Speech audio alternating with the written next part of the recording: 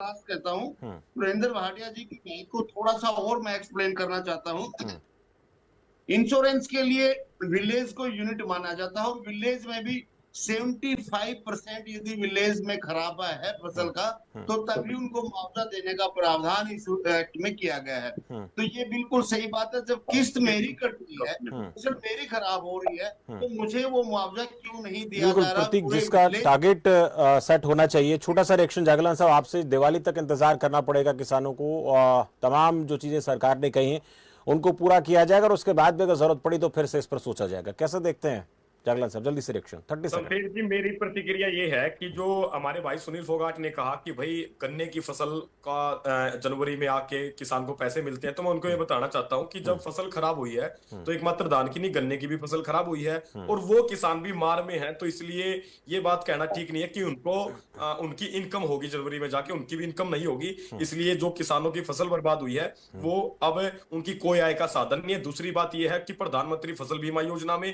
कंपनियों ने एक साल में 8231 करोड़ रुपया ऑन रिकॉर्ड कमाया है, जो कंपनियां देश के किसानों के खेत से लूट के लेके गई है। 57,719 करोड़ रुपया 7 साल में बीमा कंपनियां ने देश के किसानों से, देश के किसानों के खेत से कमा के लूटा है। तीसरी बात यह है कि जो जल भराव से खराब फसलें हैं उनका मुआवजा बीमा कंपनियां नहीं देंगी। ये मांग हमारी थी कि बीमा कंपनियां जल भराव से जो धान की फसल खराब हुई है उसका बीमा दे।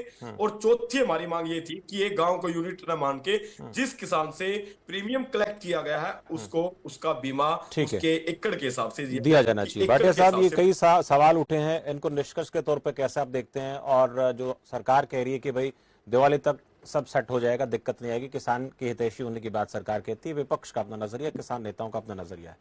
छोटा सा रिएक्शन आपका। अच्छा शमशेर जी, देखो सरकार जो भी कह रही है, सरकार अगर ये कह रही है 19 दिन में मुआवजा दे देंगे तो देखते हैं 19 दिन में। मेरे को नहीं लगता दिया जाएगा, लेकिन मैं एक सवाल उठाना चाहूंगा मुआवजे पे। अब फोगाट जी, हिमाचल से, कर्नाटक से, किसी से हमारा कोई कंपैरिजन नहीं है। हमारा कंपैरिजन केवल पंजाब से है। पंजाब ने भारी नुकसान होने के बावजूद 20,000 रुपए प्रति एकड़ दिया और पंजाब की पर कैपिटा इनकम 2,09,000 है और हरियाणा की पर कैपिटा इनकम 3,47,000 है। उनसे हमारी 1.5 गुना इनकम है। हम अपने आप में उनसे ज्यादा संपन्न स्टेट हैं। तो हमें उस हिसाब से मुआवजा, अगर पंजाब 20,000 दे रही है तो कम से कम 25,000 30,000 रुपया किसान को मिलना चाहिए था। धरातल पे जो लगाया जाता है, जो धान लगाई जाता है, उसकी बुआई की जाती है, बीज है, उसके लिए जो हल चलाए जाते हैं, उस पे खर्च होता है। उसके बाद फिर कुछ लोगों के खेतों में आज भी पानी खड़ा है।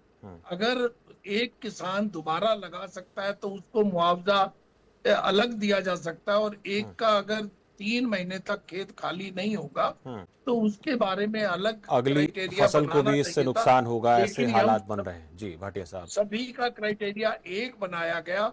7,000 से 15,000 का जो मुआवजा है वो उचित नहीं लगता हरियाणा जैसे संपन्न राज्य के लिए। चलिए, बहुत धन्यवाद फोगाट साहब, सुखबीर जी, रेडू साहब, जागलान जी, भाटिया साहब, मेरे साथ चर्चा में आप लोग जुड़े। आज हम हरियाणा के सीएम नायब सिंह सैनी की तरफ से प्रेस कॉन्फ्रेंस की जिसमें उन्होंने कहा कि जो किसानों का बाढ़ बारिश से नुकसान हुआ है उसका मुआवजा जल्द देंगे। गिरदावरी करवाई जा रही, कुछ लोगों को मुआवजा दिया गया है नुकसान का। इसके साथ साथ जो ट्यूबवेल का बिजली का बिल है उसको आगे बढ़ाया गया है। फसली ऋण को लेकर किसानों को राहत दी गई। हालांकि विपक्ष का मानना है कि ये चीजें जो है इस वक्त सरकार ने की हैं बहुत कम है। मुआवजा जो है वो 25,000 से कम होना चाहिए, किसान नेता ने कहा था।